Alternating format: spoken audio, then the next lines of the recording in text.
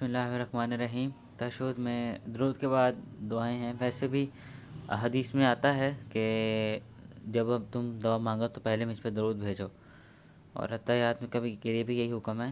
تو پہلے اتحیات کے بعد درود شریف پڑھا جائے گا اور اس کے بعد پھر یہ دعائیں مانگی جائیں گی۔ اور کچھ جو آپ دعا چاہے مانگ سکتے ہیں عربی زبان میں، بشرطے عربی زبان میں ہو، ٹھیک ہے، تو وہ آپ مانگ سکتے ہیں، اس میں کوئی حرج نہیں ہے۔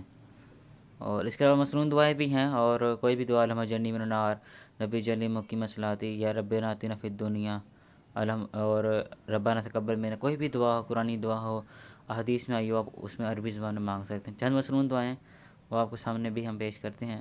صحیح بخاری 832، اللہم انی اعوذ بک من عذاب القبر واعوذ بک من فتنۃ المسیح الدجال واعوذ بک من فتنۃ المحیا و فتنۃ الممات، اللہم انی اعوذ بک من المظالم والمغرم۔ اے اللہ، میں قبر کے عذاب سے تیری پناہ مانگتا ہوں، زندگی اور موت کے فتنوں سے تیری پناہ مانگتا ہوں، دجال کے فتنے سے تیری پناہ مانگتا ہوں، اور اے اللہ میں تیری پناہ مانگتا ہوں گناہوں سے اور قرض سے۔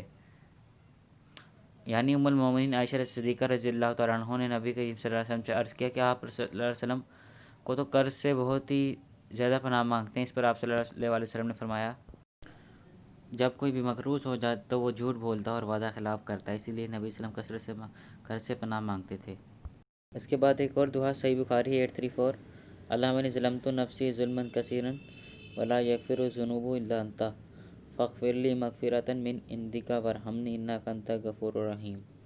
ترجمہ ہے، اے اللہ میں اپنی جان پر گناہ کر کے بہت زیادہ ظلم کیا، بس گناہوں کو تیرے سوا کوئی دوسرا معاف کرنے والا نہیں، مجھے اپنے پاس سے بھرپور مغفرت عطا فرما اور مجھ پر رحم کر، مغفرت کرنے والا، رحم کرنے والا بے شک و شبہ تو ہی ہے، یعنی کہ اللہ ہی معاف کرنے والا، اس کے سوا کوئی معاف نہیں کر سکتا۔ السلام علیکم ورحمۃ اللہ وبرکاتہ۔